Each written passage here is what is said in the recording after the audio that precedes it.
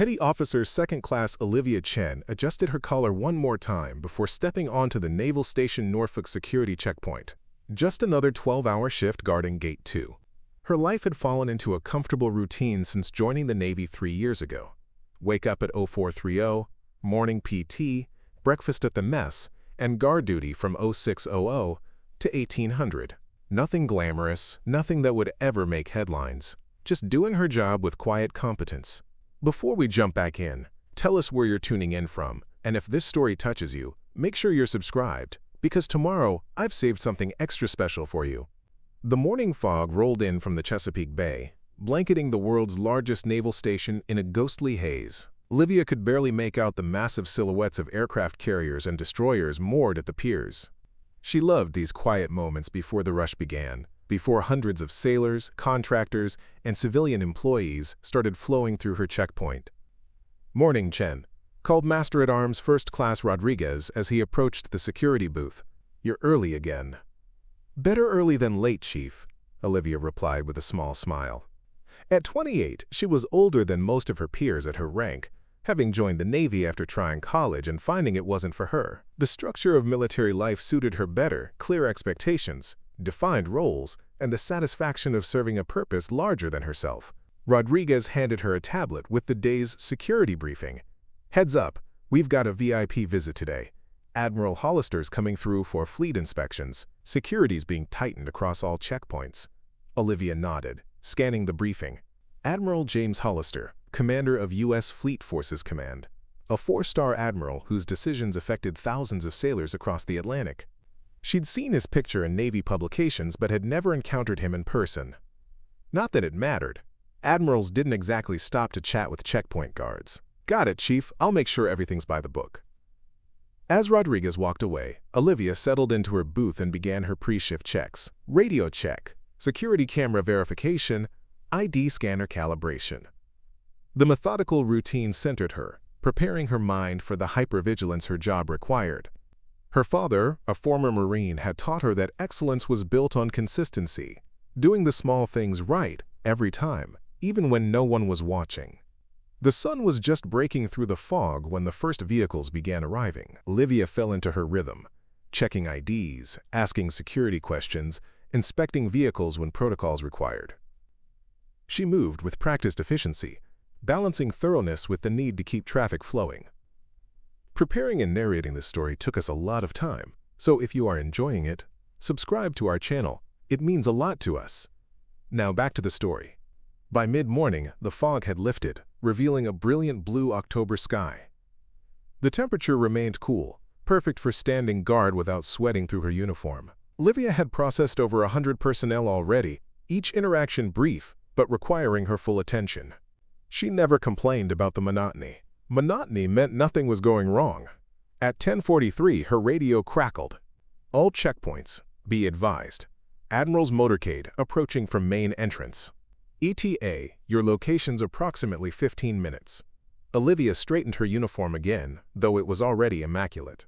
It wasn't that she expected the Admiral to notice her. She was just one of hundreds of security personnel he would pass today, but personal standards mattered. "Chen," called a voice from behind. She turned to see Lieutenant Commander Walsh, the security department head, approaching with 2 Naval Criminal Investigative Service agents. His expression was serious, his normally casual demeanor replaced by something more intense. "Sir," she responded, standing at attention. "At ease, petty officer. These gentlemen need to speak with you." Walsh gestured to the agents, both wearing dark suits that screamed federal authority. "I'll cover your post." The taller agent stepped forward. "Petty Officer Chen, I'm Special Agent Tanner. This is Special Agent Morales. We need to ask you a few questions about your security protocols." Olivia's mind raced. Had she missed something? Made a mistake? "Of course, sir. How can I help? We've received intelligence suggesting a potential security breach targeting high-value personnel today," Morales explained, his voice low. "We're checking all personnel who might be in proximity to the Admiral's route." Tanner's eyes narrowed slightly. "How long have you been stationed at this checkpoint, petty officer?" 3 months at this specific gate, sir." 3 years at Naval Station Norfolk." "And your previous assignment?" 2 years on the USS Abraham Lincoln, sir." aviation ordnanceman before cross-rating to master-at-arms. The questions continued about her routine, whether she'd noticed anything unusual in recent days, if any civilians had shown unusual interest in her checkpoint. Olivia answered each question precisely, increasingly confused about why she specifically was being questioned. After several minutes, Tanner seemed to make a decision. "Petty officer, we have reason to believe your checkpoint may be targeted today. We're going to need your cooperation." Walsh, who had been silently observing, interjected. "They want to make a modification to standard protocol, Chen. Just for today." Morales handed her a small device that looked like a modified ID scanner. "This will capture additional biometric data when you scan credentials. We're particularly interested in anomalies, IDs, that scan correctly but trigger this secondary system." Olivia examined the device. "Is there a specific threat you're aware of, sir?" The agents exchanged glances. "We have credible intelligence suggesting someone may attempt to infiltrate the base using sophisticated counterfeit credentials during the Admiral's visit," Tanner explained. "Your checkpoint is one of 3 potential entry points. We need you to maintain absolute normalcy, no indication that security has been enhanced." The implication was clear. They wanted to catch someone in the act, not scare them away. Olivia nodded, her heart rate increasing slightly as she realized the significance of what they were asking. They were placing her at the front line of a potential security threat to a 4-star admiral. "I understand," she said quietly. "What's the protocol if I get a hit?" "Process them normally," Morales instructed. "The device will silently alert our team. Continue the interaction as if nothing is wrong. We'll handle the rest." After a brief training on the device, the agents departed and Walsh returned to his office. Olivia was alone again at her checkpoint, but now hyper-aware of every approaching vehicle, every face, every interaction. The weight of responsibility pressed down on her shoulders. The morning crowd had thinned when her radio announced the Admiral's motorcade was 5 minutes out. Olivia scanned her line. 3 vehicles waiting, standard security checks proceeding normally. Nothing seemed out of place. The first vehicle contained 2 civilian contractors with proper credentials. The second held a Navy lieutenant returning from leave. The third was a nondescript sedan with government plates driven by a man in a dark suit, likely staff from the Admiral's office arriving ahead of the motorcade. When the sedan pulled up, Olivia maintained her professional demeanor. "Good morning, sir." "ID, please." The driver, a man in his 40s with a military haircut and the bearing of someone comfortable in government circles, handed over his credentials. "Morning, Petty Officer. Here for the Admiral's visit." Olivia scanned the ID through both systems. The standard scanner showed green, legitimate credentials for one Robert Kessler, Department of Defense GS-14, with appropriate base access. But the secondary device vibrated subtly against her palm. The silent alert the NCIS agents had mentioned. Her training kicked in. No change in expression, no deviation from routine. "Thank you, Mr. Kessler. Purpose of your visit today?" "Advanced team for Admiral Hollister. Just checking security procedures before he arrives." His smile was confident, practiced. Nothing about him suggested threat or deception. "I'll need to see your vehicle authorization as well, sir." Olivia maintained eye contact, looking for any sign of nervousness or hesitation. "Of course." He handed over another document, which also scanned as legitimate. "Everything looks in order, Mr. Kessler. Please proceed to Visitor Parking Area C. You'll need to check in at Building 5 before accessing the command areas." As the sedan pulled away, Olivia pressed the discreet button Morales had shown her, confirming the alert. Within seconds, her earpiece crackled with Tanner's voice. "Good work, Petty Officer. Continue normal operations. We have eyes on the vehicle." 3 more cars passed through her checkpoint without incident. Then came the motorcade. 3 black SUVs with the Admiral's flags visible on the lead vehicle. Olivia stood at attention as they approached, but to her surprise, the lead SUV stopped at her booth. The rear window rolled down, revealing Admiral Hollister himself, a distinguished man in his early 60s with silver hair and the weathered face of someone who'd spent decades at sea before rising to command a fleet. "Good morning, Petty Officer," he said, his voice carrying the natural authority of high command. "Good morning, Admiral," Olivia replied, saluting crisply. "Welcome to Naval Station Norfolk," Hollister returned the salute. "Carry on with your duties. We appreciate your vigilance." The window rolled up, and the motorcade proceeded through the checkpoint. Olivia maintained her composure, though her heart was racing. Had the Admiral been briefed about the security threat? Was that why he'd acknowledged her specifically? The answer came 90 minutes later, when her radio alerted her to a developing situation. "All security personnel be advised. NCIS has detained a suspect near Building 5. Maintain heightened security posture until further notice." By the time her shift ended at 1800, the base was buzzing with rumors. A security breach had been attempted. Someone had been arrested. The Admiral's visit had been more than routine inspections. Olivia changed out of her uniform in the locker room, physically exhausted, but mentally wired from the day's events. As she prepared to leave, Rodriguez intercepted her. "Chen, you're needed in the Security Command Center." "Captain's orders." Olivia followed him through the administrative building to the command center, where she was surprised to find not only the base security leadership, but also the NCIS agents from earlier, and Admiral Hollister himself, surrounded by his staff. The room fell silent as she entered. Captain Reynolds, the installation commander, stepped forward. "Petty Officer Chen, thank you for joining us." Olivia stood at attention. "Sir." Admiral Hollister turned to face her, his expression grave but appreciative. "At ease, Petty Officer. I wanted to personally thank you for your actions today." Confused, Olivia shifted to parade rest. "Sir, I was just doing my job." "Your job," Hollister said, "was to check IDs and maintain security at your checkpoint. What you did was recognize and respond to a sophisticated infiltration attempt without alerting the suspect." Agent Tanner stepped forward. "The man you flagged, Robert Kessler, was actually Michael Drayson, a former defense contractor with specialized knowledge of our nuclear propulsion systems. His credentials were nearly perfect forgeries. They passed initial verification but triggered our advanced authentication protocols."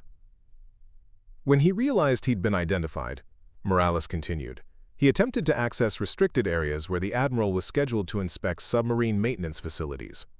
We apprehended him before he could make contact with his associates. Captain Reynolds added, "Initial investigation suggests this was part of a coordinated intelligence-gathering operation targeting our ballistic missile submarine maintenance procedures." Olivia processed this information slowly, the magnitude of what had happened sinking in. "I didn't do anything special, sir," the scanner alerted me. Admiral Hollister smiled slightly. "The technology helped, Petty Officer, but your execution was flawless. Had you shown any sign of recognition or alarm, Drayson would have aborted, and we'd never have identified his network. Your composure under pressure allowed us to not only stop him, but to trace his communications to 3 other operatives." "The scanner was only at your checkpoint," Tanner explained. "We had limited resources and had to make a judgment call on which entrance to monitor. Your service record and your supervisor's assessment of your reliability made that decision easier." Olivia felt a rush of pride mixed with humility. "Thank you, sir. I'm glad I could help." Admiral Hollister stepped closer. "Petty Officer Chen, I've been in the Navy for 38 years. I've learned that our security often depends not on grand strategies or advanced weapons, but on individual sailors doing their duty with excellence when it matters most." He extended his hand. "Today, you exemplified that principle. The nation owes you a debt of gratitude it will never know about." As Olivia shook the Admiral's hand, she thought about her father, who had always told her that true service often went unrecognized. How wrong he had been. Here she was, a checkpoint guard being personally thanked by a 4-star admiral for doing what she considered routine duty. "Your commanding officer tells me you're eligible for advancement," Hollister continued. "I'll be following your career with interest, Petty Officer. People with your attention to detail and performance under pressure are exactly what the Navy needs in its leadership ranks." After the meeting, as Olivia walked back to her barracks in the gathering dusk, the events of the day seemed surreal. She had arrived that morning expecting nothing more than another routine shift. Now she had been part of counterintelligence operation that had potentially protected vital national security information. Her phone buzzed with a text from Rodriguez. "Heard about what happened. Knew you were good, Chen, but didn't know you were stopping spies good. Drinks on me Friday." Olivia smiled as she texted back a simple, "Roger that." She wasn't naive enough to think this would transform her career overnight, but something had shifted in her perception of her role. The monotonous duty of checking IDs and inspecting vehicles wasn't just bureaucratic necessity, it was a vital link in the chain of national security. As she reached her barracks, she paused to look back at the base, now lit up against the night sky. Somewhere out there, Admiral Hollister was continuing his inspection of the fleet that protected American interests worldwide. And she, Petty Officer Second Class Olivia Chen, had played a small but crucial part in ensuring that mission continued uncompromised. Tomorrow she would return to Gate 2. She would check IDs, inspect vehicles, and maintain vigilance, just as she had today. But she would do so with renewed purpose, understanding that excellence in even the most mundane duties could have extraordinary consequences. And she would remember the look in Admiral Hollister's eyes when he shook her hand. The respect of a four-star admiral for a petty officer who had simply done her job well when it mattered most. The news of Olivia's role in thwarting a security breach spread quickly through Naval Station Norfolk. By the following morning, sailors she'd never met were nodding respectfully as she took her position at Gate 2. Her direct supervisor, Chief Petty Officer Rivera, approached as she was setting up her checkpoint. "Quite a day yesterday, Chen," he said, pride evident in his voice. "Not often we get a personal thank you from a four-star." Olivia maintained her professional demeanor. "Just doing my job, Chief." "That's exactly the point," Rivera replied. "Excellence in routine duties. That's what separates good sailors from great ones." Admiral Hollister recognized that. He handed her a folder. "Your paperwork for the advancement exam is complete. I've added my recommendation. Before we jump back in, tell us where you're tuning in from, and if this story touches you, make sure you're subscribed, because tomorrow I've saved something extra special for you." As Rivera walked away, Olivia felt a complex mix of emotions. Pride, certainly, but also a nagging sense of imposter syndrome. Had she really done anything special? The scanner had alerted her to the fake credentials. She'd simply followed protocol. Anyone would have done the same. The morning passed with the usual rhythm of ID checks and security procedures, though Olivia found herself studying each face more carefully, wondering if another infiltration attempt might be underway. By noon, the novelty of yesterday's events was beginning to fade when her radio crackled. "Chen, report to Building 3, Room 204 after your shift. Captain's orders." Her replacement arrived precisely at 1800, and Olivia made her way to Building 3, the main administration facility. Room 204 turned out to be the office of Commander Jackson, the base's intelligence officer, a position she knew existed but had never had reason to interact with. The commander's assistant, a young petty officer, escorted her into a conference room where three people waited: Commander Jackson, Agent Morales from NCIS, and a woman in civilian clothes whom Olivia didn't recognize. "Petty Officer Chen," Jackson began, "thank you for coming. This is Miranda Keller from Naval Intelligence." The woman nodded but didn't offer to shake hands. "We wanted to discuss yesterday's incident in more detail, if you're comfortable with that. Preparing and narrating this story took us a lot of time, so if you are enjoying it, subscribe to our channel. It means a lot to us." Now back to the story. "Of course, sir," Olivia replied, taking the offered seat. Morales opened a folder. "Drayson's interrogation has yielded some concerning information. He wasn't working alone, and we believe his associates remain active on or around the base." Keller spoke for the first time, her voice precise and measured. "We've identified 3 other individuals in his network, but there may be more. Based on communication patterns, we believe at least one may be attempting to access the base in the next 72 hours. Commander Jackson leaned forward. "We need your help, Petty Officer. You've demonstrated exceptional situational awareness and the ability to maintain composure under pressure, qualities we need right now." Olivia blinked in surprise. "Sir, with respect, I'm just a checkpoint guard. Surely there are more qualified personnel for whatever you're planning." "That's exactly why we want you," Keller explained. "Your current position provides perfect cover. No one would suspect a gate guard of being involved in a counterintelligence operation." "Operation?" Olivia echoed, the reality of what they were suggesting beginning to sink in. Morales nodded. We want to set a trap, using you as our primary asset. Drayson's associates don't know he's been captured.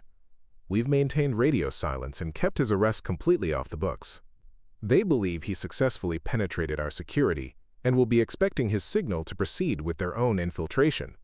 Instead, Jackson continued, we want to use Drayson's communication protocols to lure his associates to your checkpoint, where you'll be in position to identify them.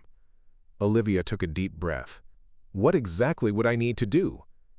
Over the next hour, they outlined the operation. Olivia would maintain her normal duties, but with enhanced surveillance support and a direct line to a rapid response team. The biometric scanner would be upgraded with photos of suspected associates, and she would be fitted with a discreet earpiece connecting her to the NCIS command center. This is strictly voluntary, Commander Jackson emphasized. It carries real risk. These people are professionals, likely with military or intelligence backgrounds. If they suspect a trap, they could become dangerous. Olivia thought about her father, who had served in special operations before retiring. He had always told her that true courage wasn't about seeking danger, but about facing it when duty called. I'll do it, she said quietly. When do we start? Tomorrow morning, Keller replied. We'll brief you on recognition signals and the exact protocol at 0500. As Olivia left the meeting, the gravity of what she'd agreed to settled on her shoulders. This wasn't routine gate duty anymore. She was stepping into the shadowy world of counterintelligence operations. The thought was both terrifying and exhilarating. That night, she barely slept. Her mind kept replaying scenarios, imagining what might happen if things went wrong. By 0430, when her alarm sounded, she had been awake for nearly an hour, mentally preparing herself. The morning briefing was intensive. Keller provided dossiers on 3 individuals believed to be Drayson's associates, a woman who might pose as a civilian contractor, and 2 men with potential military covers. They walked Olivia through recognition phrases, response protocols, and emergency procedures. Remember, Morales emphasized, your primary role is identification, not apprehension. If you recognize any of these individuals, process them normally while alerting the team. We'll handle the rest. By 0600, Olivia was at her post, the weight of responsibility pressing down on her. The morning fog was heavier than usual, reducing visibility and adding to her unease. The first few hours passed without incident. Routine IDs, familiar faces, standard procedures. At 0947, a government sedan approached her checkpoint. The driver, a woman in her 30s wearing a Navy business suit, presented credentials identifying her as Dr. Elena Bishop, a civilian consultant for the Naval Research Laboratory. The ID scanned as legitimate through the primary system. The secondary scanner remained silent. No biometric flags, but something about the woman triggered Olivia's instincts. Her credentials were perfect, her story coherent, yet her body language seemed slightly off, too controlled, too practiced. Following protocol, Olivia maintained normal procedures. Purpose of your visit today, Dr. Bishop? Meeting with the submarine engineering team regarding propulsion efficiency research, the woman replied smoothly. I have an appointment with Commander Whitaker at 10:30. Olivia nodded, keeping her expression neutral. May I see your meeting authorization, please? As Bishop reached for her briefcase, Olivia noticed something subtle, a slight tension in her movements. A careful scan of the surroundings that most people wouldn't catch, but that Olivia's military training had taught her to recognize. Of course, Bishop handed over a properly formatted authorization with Commander Whitaker's signature. Everything looks in order, Olivia said, returning the documents. Please proceed to Visitor Parking Area B. You'll need to check in at Building 12 for your escort. As the car pulled away, Olivia pressed the discreet alert button on her console. Possible subject proceeding to Visitor Parking B, she murmured into her concealed microphone. No biometric flags, but behavioral indicators present. Female, mid-30s, claiming to be Dr. Elena Bishop with NRL. Copy that, came the response in her earpiece. Surveillance deployed. Maintain normal operations. 2 hours later, Olivia's radio crackled with coded confirmation. They had detained Dr. Bishop after she attempted to access restricted areas beyond her authorization. Preliminary questioning revealed connections to Drayson's network.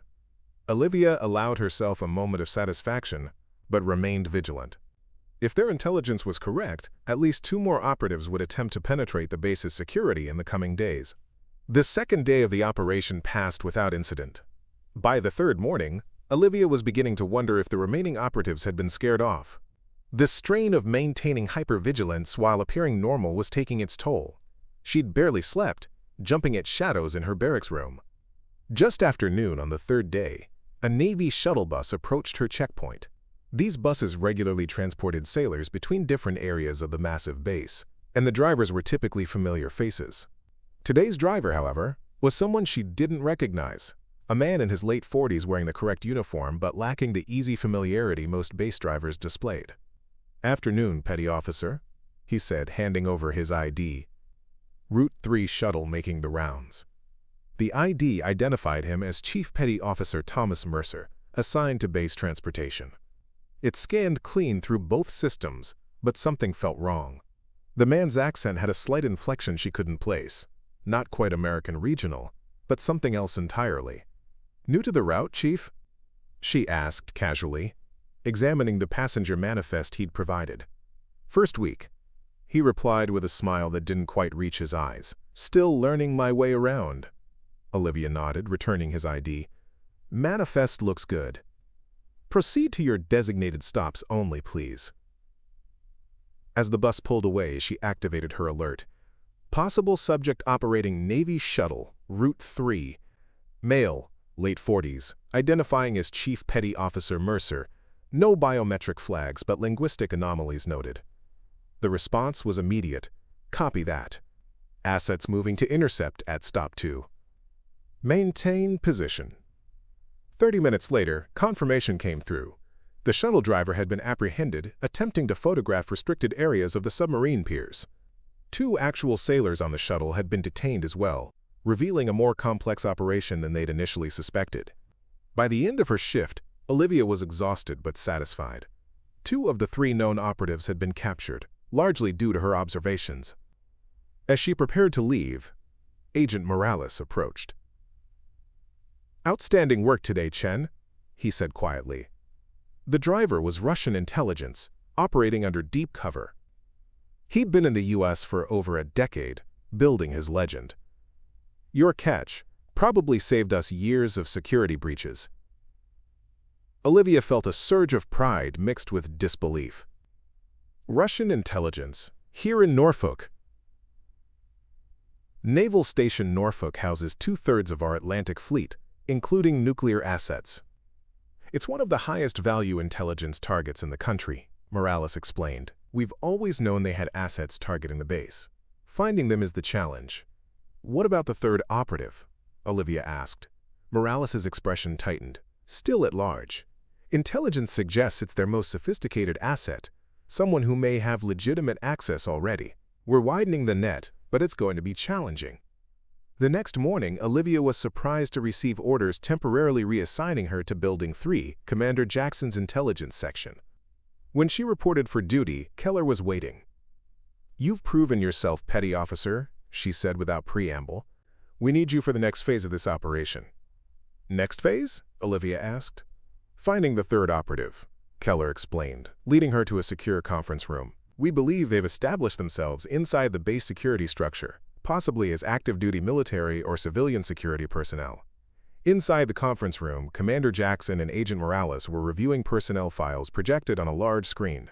"Chen," Jackson acknowledged, "we're narrowing down potential suspects based on access patterns and communication records." "Sir," Olivia said hesitantly, "I'm not trained for intelligence analysis." "No," Keller agreed, "but you have something equally valuable, an outsider's perspective on base security protocols. You've been at that checkpoint for months, observing patterns that the rest of us might miss." For the next 2 days, Olivia worked with the team, reviewing security logs, shift patterns, and access anomalies. Her experience at the checkpoint provided insights the intelligence specialists hadn't considered. Observations about which personnel regularly bent rules, which contractors seemed too interested in certain areas, which officers asked unusual questions. On the 3rd day, as they were reviewing video footage from various security checkpoints, Olivia noticed something. "Wait, can you go back to that segment?" Morales rewound the footage, showing a Marine Corps captain passing through a checkpoint near the submarine piers. "There," Olivia pointed, his cover and badge movement. "What about it?" Jackson asked. "It's wrong," Olivia explained. "Marines have a specific way they present credentials. It's drilled into them from day one. This movement is close, but it's like someone learned it by watching rather than through muscle memory."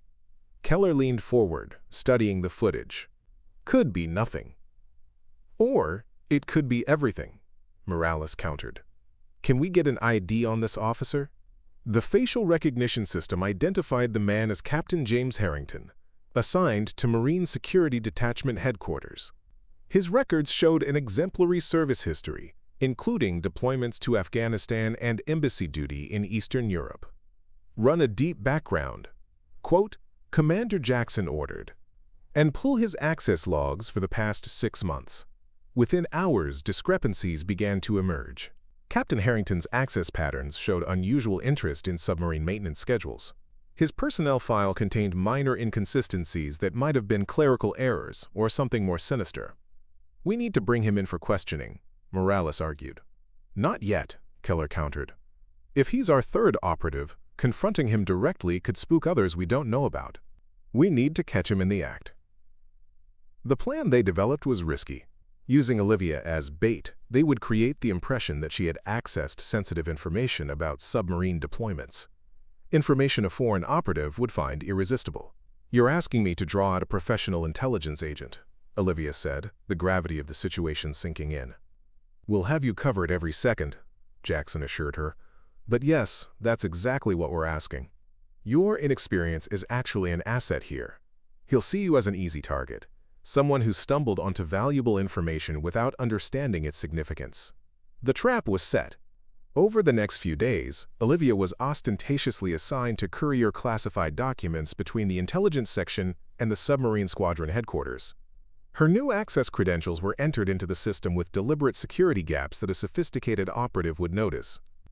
On the 4th day, as she carried a decoy package to Building 17, she felt someone watching her.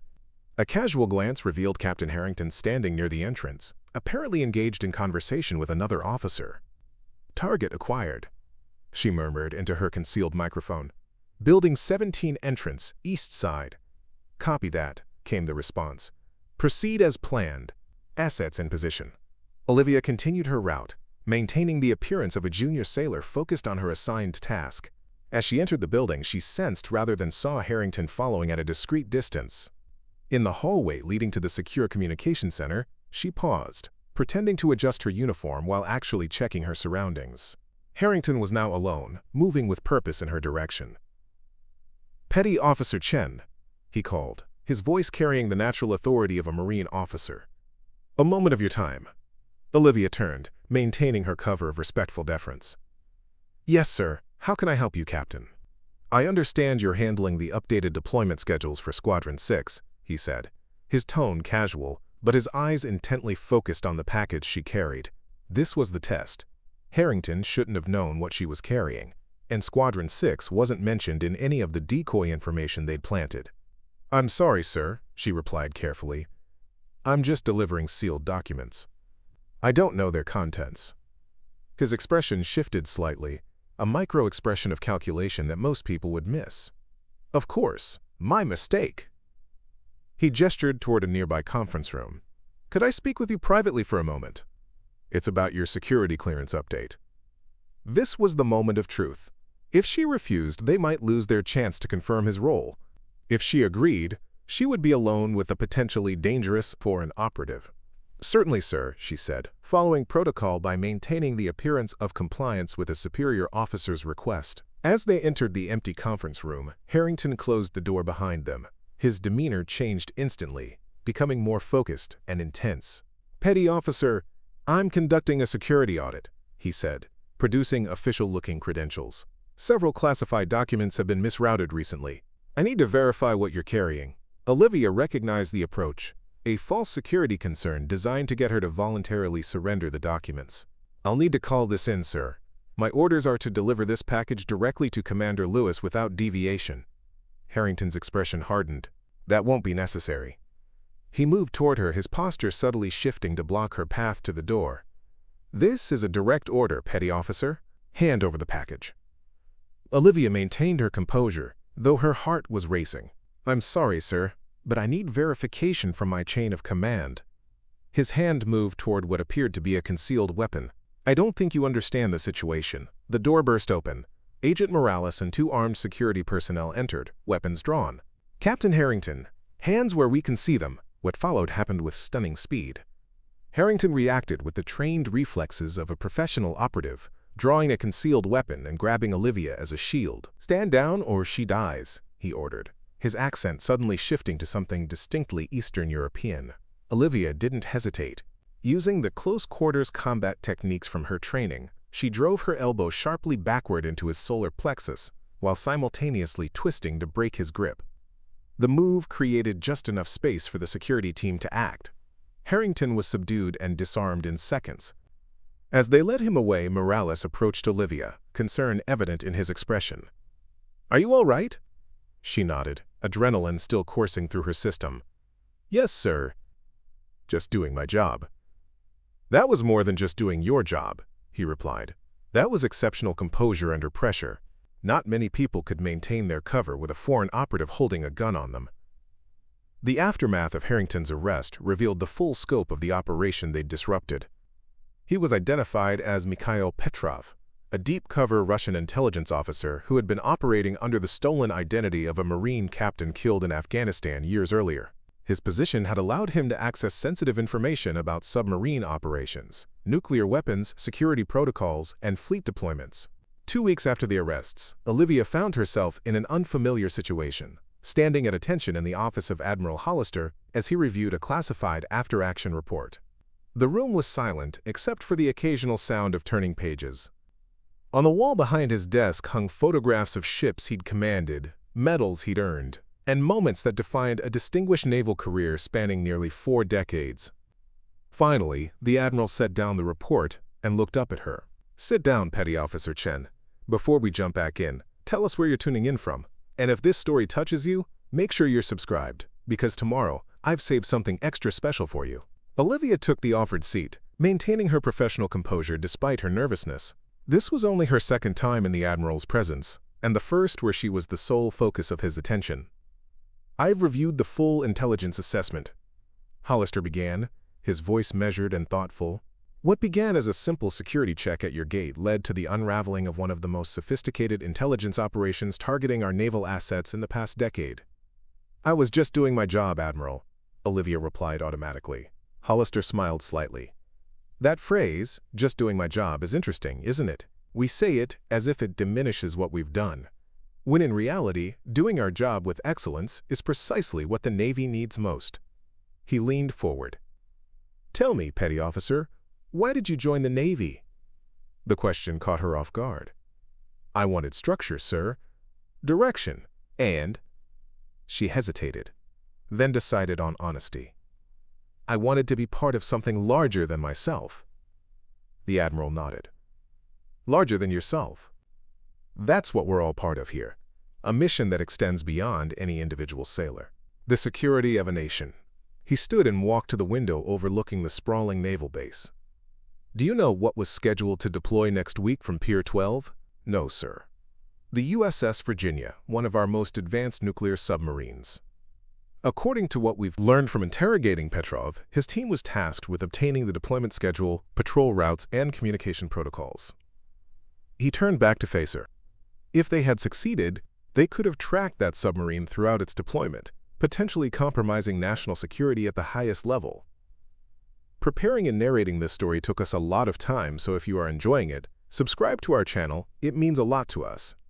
Now back to the story.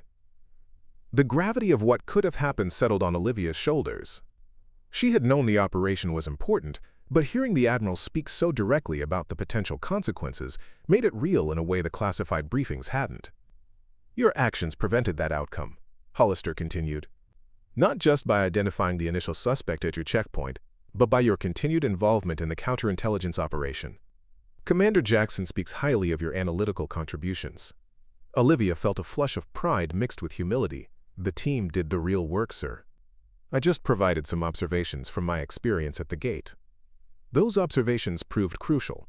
Your perspective, seeing patterns that intelligence specialists missed because they were too close to the problem, helped identify Petrov. The Admiral returned to his desk and opened a folder. Which brings me to the reason I asked to see you today. He removed an official document and slid it across the desk. This is a commendation for your service during this operation. It will go in your permanent record, though many of the details will remain classified. Additionally, you've been advanced to Petty Officer First Class, effective immediately. Olivia stared at the document, momentarily speechless. Advancement to First Class normally took years of service and passing competitive exams. Sir, thank you, but I haven't even taken the advancement exam yet. This is a meritorious advancement, Petty Officer. Rarely given, but appropriate in exceptional circumstances. Hollister's expression was serious but approving. There's something else. Naval Intelligence has expressed interest in your potential. They've offered you the opportunity to apply for their training program. Intelligence? Olivia echoed, struggling to process everything. Sir, I'm just a gate guard with basic security training. You're a sailor who demonstrated exceptional observational skills, analytical thinking, and performance under pressure. Exactly the qualities Naval Intelligence looks for. The Admiral leaned back in his chair. It's not an order, Chen. It's an opportunity. You can continue your current career path if that's what you prefer. Olivia's mind raced with possibilities. Intelligence work hadn't been on her radar when she joined the Navy. She'd been content with the structured predictability of security duties, but the past few weeks had awakened something in her. A realization that she might be capable of more than she'd imagined. How long do I have to decide, sir? Take a week. Talk to Commander Jackson and Ms. Keller if you want more information about what the role entails. Hollister stood, signaling the end of the meeting. Whatever you decide, you've earned my respect, Petty Officer. That's not something I say lightly. As Olivia left the Admiral's office, her world felt simultaneously expanded and unsettled. The comfortable routine she'd established had been disrupted, replaced by possibilities she'd never considered. Back at her barracks, she found a small gathering of her fellow sailors waiting with a makeshift celebration, a cake from the commissary with "Congratulations PO1" written in blue frosting. Word travels fast, Chief Rivera said with a grin. Not every day one of our own gets a meritorious advancement and a personal commendation from Admiral Hollister. The celebration was heartfelt but brief. Everyone had duties to return to. As her friends dispersed, Rivera lingered. So what's next for you, Chen? Scuttlebutt says Intelligence has their eye on you. News really does travel fast, Olivia replied, surprised that even this information had already circulated. I haven't decided yet, Rivera nodded thoughtfully. It's a different world, intelligence work. More uncertain, more gray areas than security duty. But for someone with your talents, it could be a good fit. He hesitated, then added, Your father would be proud, you know. The mention of her father caught her by surprise. How did you? I served with Jake Chen in the Marines before I transferred to the Navy, Rivera explained. Recognize the name when you first came to this command. He was a good man. One of the best intelligence specialists I ever worked with. Olivia stared at him in shock. Her father had rarely spoken about his military service, describing it only as routine Marine duties. She'd had no idea he'd worked in intelligence, much less that he'd been respected in the field. He never told me, she said quietly. Most of what he did was classified, Rivera replied. Still is, probably, but I'm not surprised you have the same instincts. Some things run in the blood. That night, Olivia couldn't sleep. She kept thinking about her father, the quiet, disciplined man who had raised her with stories about honor and duty, but who had never shared the true nature of his service. Had he seen in her the same qualities that Admiral Hollister and Naval Intelligence now recognized? Had he been preparing her all along without ever saying so directly? The next morning, she requested emergency leave to visit her mother in Seattle. It was time to learn more about the legacy she might be continuing. Her mother lived in the same modest house where Olivia had grown up, a small craftsman in a neighborhood filled with military families connected to Naval Base Kitsap. When Olivia arrived, still in her service khakis with her new first-class insignia, her mother's eyes immediately went to the promotion. I see the Navy finally recognized what I've always known, Eleanor Chen said with quiet pride, embracing her daughter. Your father would have been so pleased." Inside, over tea at the kitchen table that had hosted countless family dinners, Olivia took a deep breath. "Mom, I need to ask you something about Dad. Something I just found out." Eleanor's expression grew cautious. "What is it?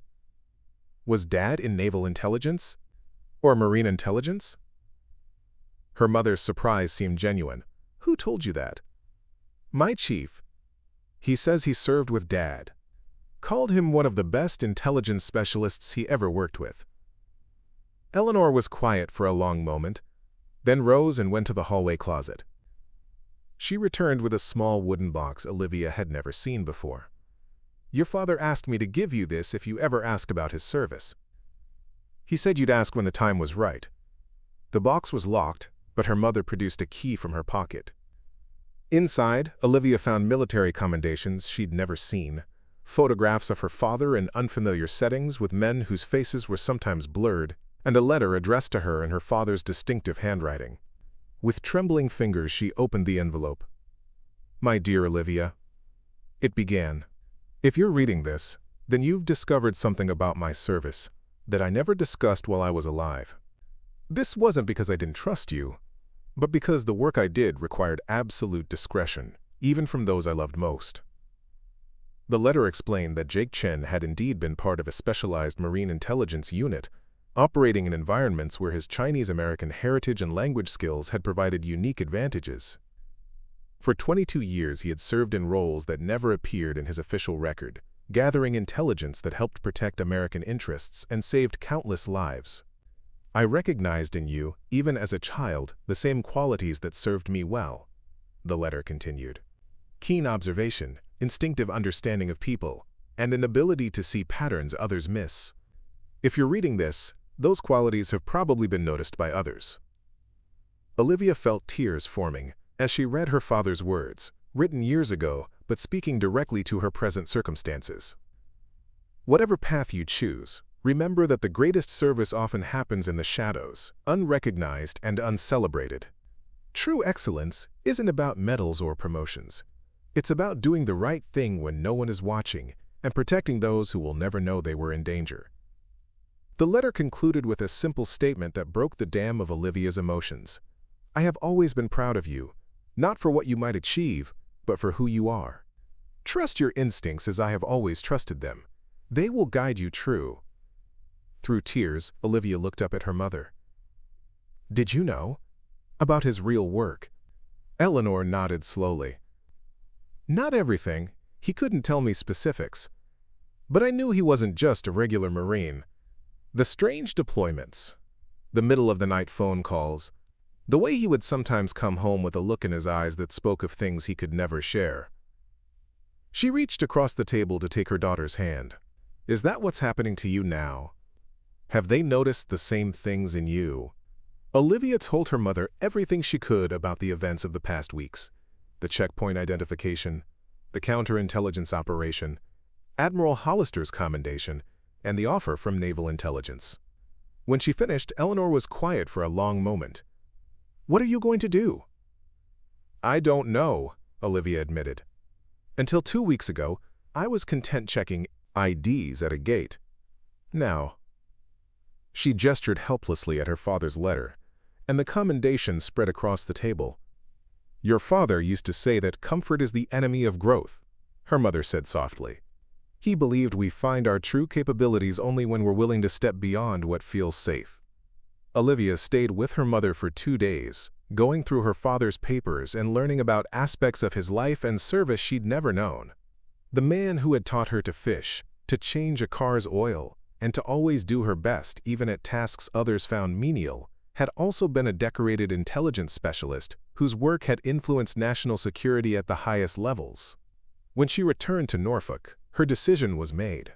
She reported to Commander Jackson's office with a calm certainty that surprised even herself. "I'd like to accept the opportunity to apply for naval intelligence training," she said simply. Jackson nodded, as if he'd expected nothing else. "The application process is rigorous. Aptitude tests, psychological evaluations, background investigations beyond what you've already undergone. Are you prepared for that?" "Yes, sir. I understand the standards and the expectations." "Good. Because they're even higher than you think. He handed her a folder. These are the preliminary materials. Your testing begins next week. The following month was the most intellectually and emotionally demanding of Olivia's life. The aptitude tests assessed not just her knowledge, but her ability to recognize patterns, analyze complex scenarios, and make decisions under pressure. The psychological evaluations probed aspects of her personality and character that she'd never considered relevant to her naval service. Throughout it all, she felt her father's presence, not as a ghost or supernatural guide, but as the foundation upon which she'd built her understanding of duty and service. The qualities that made her successful in these assessments weren't newly discovered talents, but capacities she'd been developing her entire life, guided by a man who had seen her potential before she recognized it herself. When the final evaluations were complete, Olivia was summoned to a secure conference room where Miranda Keller waited with a team of intelligence officers she didn't recognize. Petty Officer Chen, Keller began without preamble, your assessment results are among the highest we've seen from a candidate without prior intelligence experience. You've been accepted into the Naval Intelligence Training Program, beginning next month at Dam Nick. One of the officers, a woman with commander's insignia, spoke next. Before you accept, you need to understand what you're committing to. This isn't just a new assignment. It's a complete redirection of your naval career. The training is demanding, the washout rate is high, and success means a life of secrecy that can strain relationships and test your moral compass in ways you can't currently imagine. Olivia absorbed this sobering assessment, thinking about her father's letter. I understand, Commander. I'm prepared for those challenges. The intelligence officers exchanged glances, and then Keller nodded. In that case, congratulations, Petty Officer Chen. Welcome to Naval Intelligence. As Olivia left the meeting, she felt a profound sense of alignment, as if scattered pieces of her life were finally forming a coherent picture. The structured routine she'd sought in joining the Navy had been valuable training, but it hadn't been her ultimate destination. Just as her father had found his true calling in intelligence work, she was now following a similar path, not because of family legacy, but because her own talents and temperament had led her there. That evening, as she packed her belongings for transfer to Dam Nick, Chief Rivera stopped by her barracks. Heard the good news, he said with genuine pride. Naval intelligence is getting one of our best. Thank you, Chief, Olivia replied, for everything, including telling me about my father. Rivera nodded. Jake never wanted recognition, just like you, but he would have wanted you to know what you're truly capable of. He handed her a small package wrapped in simple brown paper. He gave me this years ago, asked me to pass it on if I ever met his daughter, and she followed in his footsteps, said you'd know when to open it. After Rivera left, Olivia carefully unwrapped the package. Inside was a compass, not a modern GPS device, but an old-fashioned magnetic compass in a brass case, the kind navigators had used for centuries before electronic aids. Engraved on the inside of the lid were simple words. True north never changes. Trust it always. She held the compass in her palm, feeling its weight and history. Her father had carried this through countless covert operations, relying on it when modern technology might fail or be compromised. Now it was hers, a tangible connection to a legacy she was only beginning to understand. Tomorrow, she would leave for Dam Nick to begin her training. The path ahead would be challenging in ways she couldn't yet comprehend, testing not just her skills, but her character and resolve.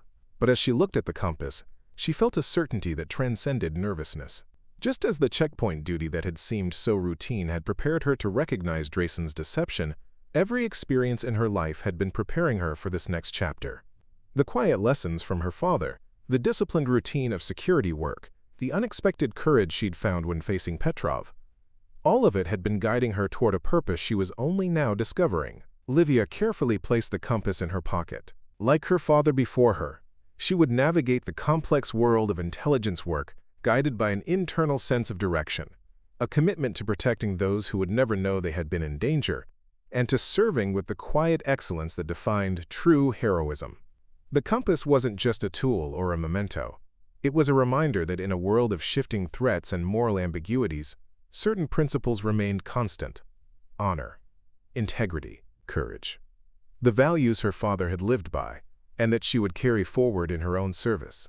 As night fell over Naval Station Norfolk, Olivia Chen, no longer just a gate guard but a future intelligence specialist, looked out at the ships and submarines she had helped protect. Tomorrow would bring new challenges and responsibilities, but tonight, she allowed herself a moment of reflection on the journey that had brought her here. From checking IDs at Gate 2 to uncovering a sophisticated foreign intelligence operation, from routine duty to a personal commendation from a 4-star admiral. Not bad, she thought with quiet pride, for someone who was just doing her job. 6 months into her training at the Naval Intelligence Officer Development Program at Dam Neck, Virginia, Olivia Chen found herself standing in a simulated operations center, facing a crisis scenario that tested everything she'd learned. The room hummed with controlled tension as instructors observed her team's response to a simulated intelligence breach aboard a deployed aircraft carrier. 3 minutes until communication blackout, announced the exercise controller, intensifying the pressure. Before we jump back in, tell us where you're tuning in from, and if this story touches you, make sure you're subscribed, because tomorrow I've saved something extra special for you. Olivia studied the intelligence feeds flowing across her screens, searching for patterns while her team coordinated a response plan. As team leader for this exercise, her decisions would determine their success or failure. The scenario involved identifying a compromised communication system that could potentially expose classified operational details to hostile forces. "Chen, what's your assessment?" asked Commander Reeves, her primary instructor, his expression deliberately neutral. "Sir, the pattern indicates a sophisticated intrusion into the carrier's secondary communication array," Olivia replied, pointing to anomalies in the data stream. "The infiltration signatures match known Russian cyber warfare tactics, but they're being deliberately masked to suggest Chinese origin. Your recommendation? Isolate the secondary array immediately, transition all critical communications to the backup system using the alternate encryption protocol, and implement a honeypot operation to track the intrusion back to its source." Reeves's expression remained impassive, but she caught the slight nod that indicated approval. "Make it happen." Olivia directed her team with quiet confidence, coordinating the complex sequence of actions required to contain the breach while gathering intelligence on the attackers. The skills that had once helped her identify fake credentials at a base checkpoint were now being applied to protect naval assets worldwide. Preparing and narrating this story took us a lot of time, so if you are enjoying it, subscribe to our channel, it means a lot to us. Now back to the story. As the exercise concluded, Reeves gathered the team for debriefing. "Quick, decisive, and effective," he summarized. "Chen, your ability to recognize the disguised attack signature likely saved significant intelligence assets. The rest of you could learn from her approach to pattern recognition." Later, as Olivia gathered her materials, Miranda Keller appeared in the doorway. 6 months ago, Keller had been an intimidating presence, a civilian intelligence specialist whose piercing gaze seemed to evaluate her worth with every interaction. Now, Olivia recognized her as one of the program's most valuable mentors. "A moment, Chen?" Keller requested, gesturing toward a nearby secure conference room. Inside, Keller closed the door and activated the room's security protocols. "Your performance in the program has been exceptional," she began without preamble. "You've consistently ranked in the top percentile across all assessment metrics." "Thank you, ma'am," Olivia replied, wondering where this conversation was heading. "I'm not here to offer compliments," Keller said, her tone professional but not unkind. "I'm here because we have a situation that requires your specific capabilities." She slid a classified folder across the table. 3 days ago, Naval Intelligence detected unusual communication patterns originating from Naval Support Activity Bahrain. Analysis indicates a potential intelligence breach targeting the 5th Fleet headquarters. Olivia opened the folder, scanning its contents with growing concern. The 5th Fleet was responsible for all naval operations in the Persian Gulf, Red Sea, and Arabian Sea, a critical component of America's military presence in one of the world's most volatile regions. "The indicators are subtle," Keller continued, "but reminiscent of the operation you helped disrupt at Norfolk. We believe it may involve some of the same actors, particularly those who escaped our initial counterintelligence effort." Olivia looked up sharply. "Drayson's handler? The one who was never identified?" Keller nodded. "Possibly. What makes this situation particularly concerning is that the communications suggest the operation is in its final stages. Whatever they're planning appears imminent." "I don't understand what this has to do with me," Olivia said carefully. "I'm still in training. Surely there are more experienced analysts available." Experience isn't always the most valuable asset in intelligence work. Keller replied, sometimes a fresh perspective, combined with specific relevant experience, is more useful. You've encountered these methods before. You recognize patterns that more experienced analysts missed. She leaned forward. We're putting together a small team to deploy to Bahrain immediately. Your participation would be temporary. An interruption to your training, not an end to it. But it could be vital to the success of this operation. Olivia thought about the implications. She was 6 months into a rigorous training program, finally finding her rhythm and confidence. Leaving now would disrupt her progress and separate her from the cohort she'd trained with. But if Keller was right, her specific experience could help prevent a serious security breach. When would we leave? She asked, already knowing her answer. Tonight. 1800 hours. Military transport to Bahrain with a refueling stop in Ramstein. Keller stood. Pack light. Tropical uniforms. The mission brief will continue en route. 12 hours later, Olivia found herself on a C-17 transport aircraft, flying east over the Atlantic. The team was small, just 4 people, each bringing specialized expertise to the mission. Besides Olivia, there was Lieutenant Commander Marcus Wade, a cybersecurity specialist, Special Agent Tanner from NCIS, who had been part of the Norfolk operation, and Keller herself, serving as mission lead. As they crossed into European airspace, Keller conducted a more detailed briefing in the aircraft's secure compartment. NSA Bahrain houses the headquarters of U.S. Naval Forces Central Command and the Fifth Fleet. It's responsible for naval operations in some of the most strategically significant waters in the world. She displayed a map showing the Persian Gulf and surrounding regions. Over the past month, communication monitoring has detected anomalies suggesting a coordinated intelligence-gathering operation targeting the command and control systems of the Fifth Fleet. What kind of anomalies? Olivia asked. Irregular data transfers, anomalous access patterns, and communications matching signatures we've identified from previous Russian intelligence operations. Keller displayed a series of technical analyses. The sophistication suggests state-sponsored actors rather than independent hackers. Wade studied the data with a specialist's eye. They're using a variant of the protocol we saw in the Norfolk case, but with additional obfuscation layers. Very sophisticated.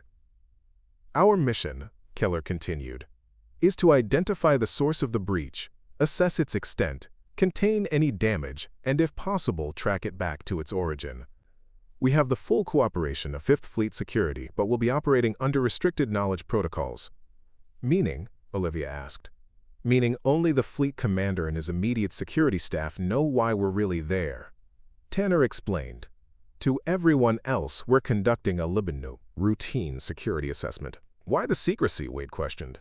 Wouldn't it be more effective if the entire security team was aware of the threat? Keller's expression was grim. Because we have strong reason to believe the breach involves someone inside the command structure. If we broadcast our actual purpose, we risk alerting the very person we're trying to identify. The implications sank in. They weren't just looking for a technical vulnerability. They were hunting for a traitor within one of America's most critical naval commands. After landing at Ramstein for refueling, the team continued east, across the Mediterranean and over the Middle Eastern deserts. Olivia used the time to study everything available about NSA Bahrain, its security protocols, personnel structure, and recent operations. She was looking for anything that might connect to what she'd observed during the Norfolk operation. They landed at Bahrain International Airport in the early morning hours, greeted by the desert heat even before dawn. A naval security detail met them at the military section of the airport, transferring them to NSA Bahrain in an unmarked vehicle. The base itself was smaller than Norfolk, but no less vital to American naval operations. Situated on the small island nation of Bahrain, it provided support for all U.S. and Allied naval operations throughout the region, including the critical shipping lanes of the Strait of Hormuz. Admiral Lawrence Clark, commander of the Fifth Fleet, met them in a secure conference room within the headquarters building. At 62, Clark had the weathered appearance of a man who had spent decades at sea before assuming command of one of the most strategically significant naval forces in the world. I've cleared my schedule for this briefing, he said after dismissing his aide. Keller tells me we have a serious situation. Potentially very serious, Admiral, Keller confirmed. We have strong evidence suggesting a sophisticated intelligence operation targeting your command and control systems. What's worse, we believe it involves someone with insider access." Clark's expression hardened. "You're suggesting one of my people is compromised?" "That's what we're here to determine," Tanner replied diplomatically. "The evidence points to someone with high-level access to fleet communications and operations data, which narrows it to about 50 people," Clark said grimly, "all of whom have been thoroughly vetted and hold top-secret clearances." "With respect, Admiral," Olivia spoke up, "the Norfolk operation involved an operative who had completely assumed the identity of a legitimate Marine officer.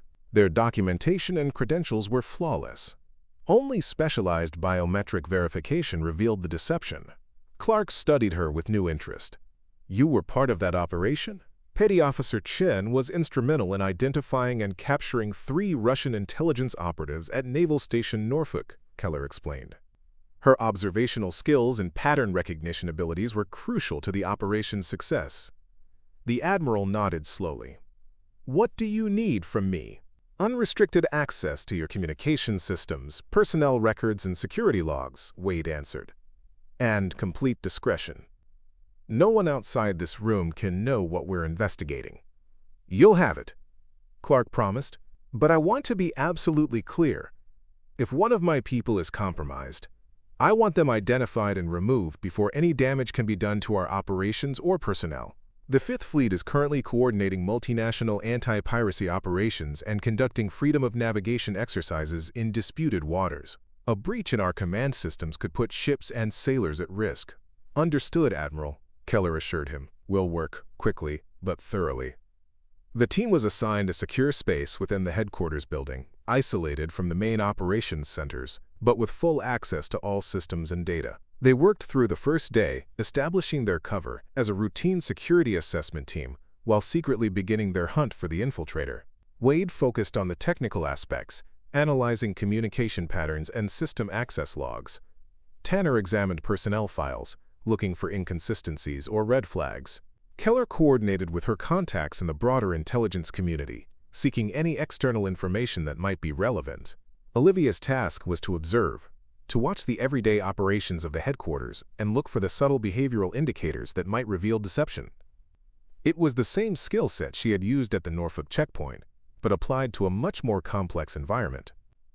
On their third day, as Olivia observed the morning shift change in the Fleet Operations Center, she noticed something that caught her attention, a particular gesture made by one of the watch officers as he logged into his workstation.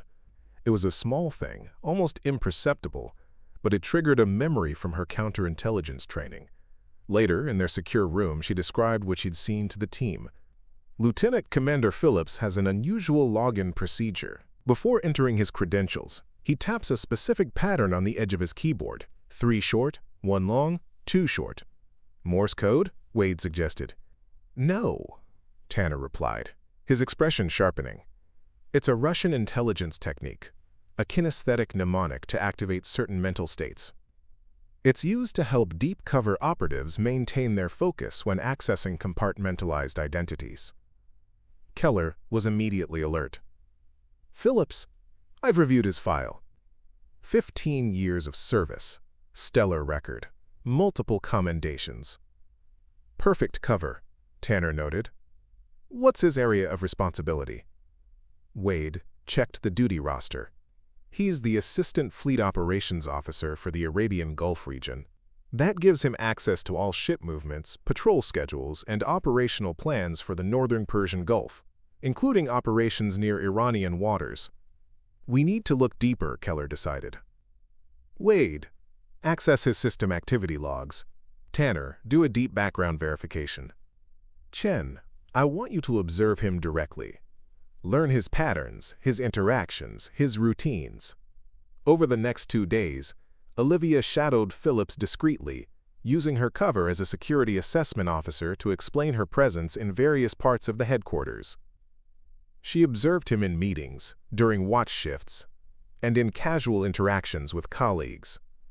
What she found was troubling. Phillips displayed numerous small behavioral indicators consistent with someone maintaining a false identity, subtle inconsistencies in his responses to unexpected questions, micro-expressions of calculation before certain social interactions, and most tellingly, a pattern of accessing classified systems during periods of minimal oversight. Meanwhile, Wade's technical investigation revealed disturbing anomalies. Phillips has been accessing the fleet deployment database during odd hours, primarily between 0200 and 0400. The access is authorized, but doesn't align with his duty requirements. And there's more, Tanner added. I've been verifying his background. The real Andrew Phillips graduated from the Naval Academy in 2010, served on the USS Roosevelt, and completed intelligence training in 2015. His record is impeccable. Too impeccable. There are no mistakes, no disciplinary issues, not even minor infractions. It's statistically abnormal. The perfect service record, Keller observed. Created by someone who doesn't understand that real naval careers have occasional blemishes. We need to bring this to Admiral Clark, Olivia suggested. The evidence is circumstantial, but it's compelling. Keller nodded. Agreed. But we need to proceed carefully. If Phillips is indeed a foreign intelligence operative, he likely has contingency plans and possibly accomplices. Their meeting with Admiral Clark was tense but productive. After reviewing their evidence, he authorized a discreet counterintelligence operation to confirm Phillips' identity and activities before taking any direct action. If he's compromised, I want to know who he's working for and what information has been compromised, Clark instructed. But above all, I want this handled without alerting him or endangering my personnel. The plan they developed was elegant in its simplicity. They would create a controlled information environment, feeding specific but false operational data through channels that Phillips had access to, then monitoring to see if and how that information was transmitted externally. Within 48 hours, they had their answer. The falsified data, concerning a fictional Navy SEAL operation near Iranian territorial waters, was accessed by Phillips during one of his early morning sessions and subsequently transmitted using sophisticated encryption to an external server, traced to a commercial shipping vessel in the Persian Gulf. We've got him, Wade confirmed, displaying the technical evidence on the secure room's main screen. The transmission method matches known Russian military intelligence protocols, though it's been modified to reduce detectability. The vessel is the MV Caspian Star, Tanner added. Officially a Russian commercial container ship, but naval intelligence has long suspected it of serving as a signals intelligence platform. Admiral Clark studied the evidence, his expression hardening with each detail. What do you recommend? A coordinated operation, Keller replied. We arrest Phillips while simultaneously moving to isolate and potentially seize the Caspian Star before they can destroy evidence. The ship is in international waters, Clark noted. Boarding it would require specific authorization. Which is why we need to move quickly on Phillips, Tanner explained. If we can get him to cooperate, even briefly, it strengthens our legal position for interdicting the vessel.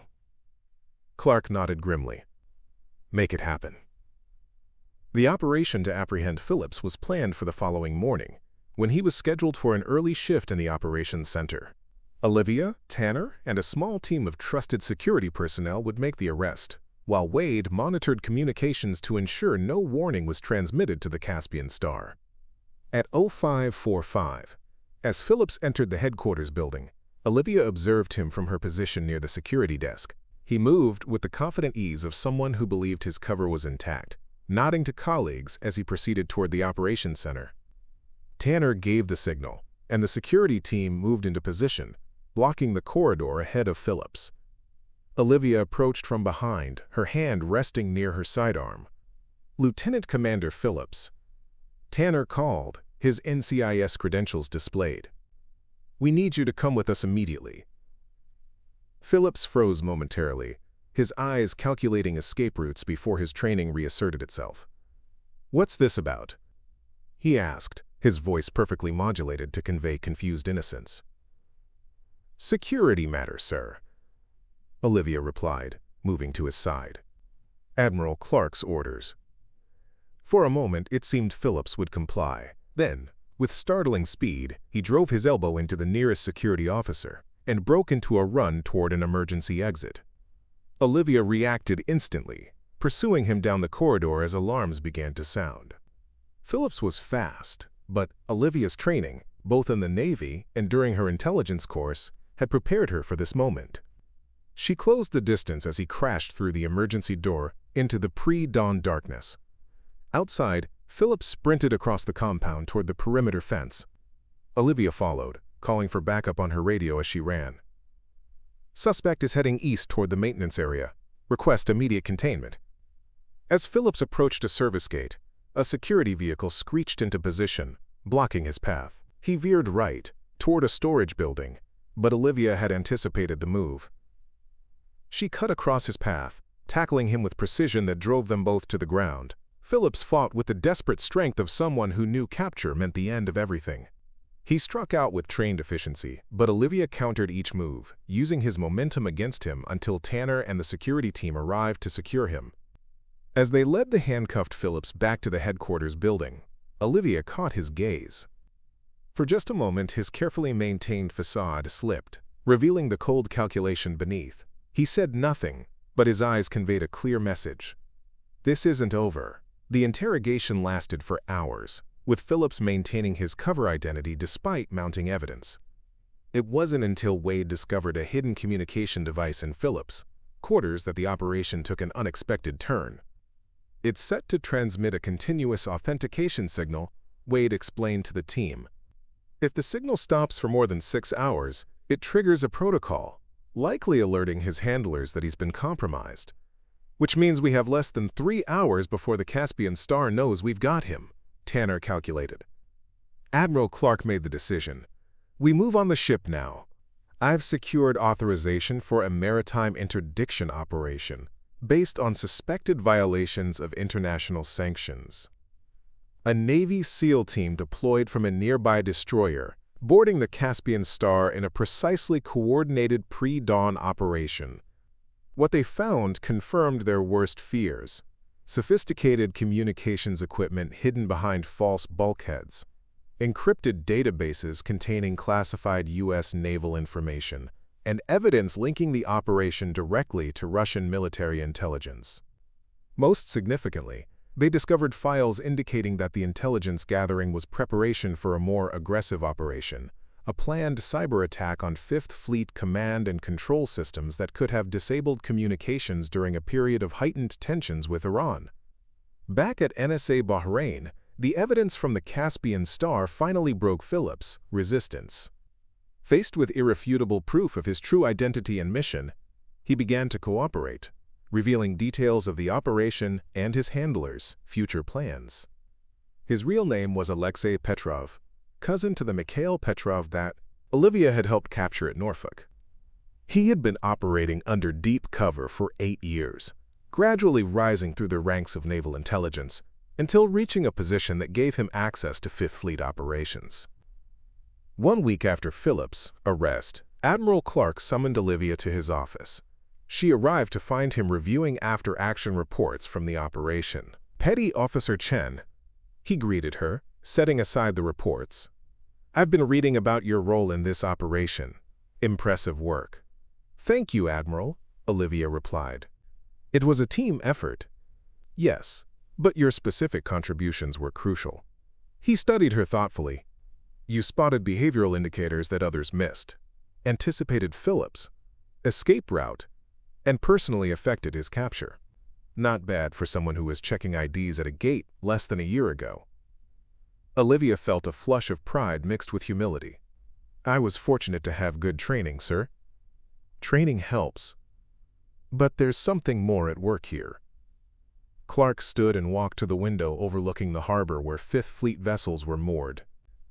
Some people have a natural aptitude for this work, an intuitive understanding of human behavior and deception that can't be taught. He turned back to face her. Admiral Hollister contacted me after your team deployed. He speaks very highly of you. The Admiral has been very supportive of my career development, Olivia acknowledged. He believes you have a future in naval intelligence that goes beyond technical analysis. Clark returned to his desk and picked up a folder. Which brings me to the reason I asked to see you. Naval Intelligence is establishing a new counterintelligence unit focused specifically on protecting our overseas installations from infiltration. Given your unique experience with the Norfolk and Bahrain operations, you're being considered for a position with this unit after you complete your training. Olivia's mind raced with the implications. Such an assignment would be challenging and dangerous, but also vital to national security. I'm honored to be considered, Admiral. It's more than consideration, Clark replied. It's a recommendation from myself, Admiral Hollister, and Director Keller. The choice will be yours, of course, but we believe your talents would be invaluable in this role. As Olivia left the Admiral's office, she reflected on the extraordinary journey that had brought her to this moment. From checking IDs at a Norfolk gate to helping uncover a sophisticated foreign intelligence operation in Bahrain, each step had built upon the last, revealing capabilities she hadn't known she possessed. She thought about her father's compass, which she carried with her always. True north never changes. Her path had taken unexpected turns, but that internal compass, the principles and values that guided her decisions, remained constant. The transport aircraft that would return them to the United States was scheduled to depart the following morning. As Olivia packed her belongings, she placed her father's compass carefully in her pocket, feeling its familiar weight against her leg. Whatever challenges lay ahead, whatever role she ultimately accepted in naval intelligence, she would face them with the same quiet competence and unwavering commitment that had defined her service thus far. Not seeking recognition or acclaim, but simply doing her job with excellence when it mattered most. The legacy she had discovered in her father's letters was not about following in his footsteps, but about honoring the values he had lived by, seeing what others missed, protecting those who would never know they had been in danger, and serving with integrity even when no one was watching. As the transport aircraft lifted off from Bahrain the next day, carrying her back toward Dam Neck and the completion of her intelligence training, Olivia Chen looked out the window at the receding shoreline. Below her was the base where she had helped prevent a potentially devastating breach of national security. Ahead lay a future filled with purpose and challenge.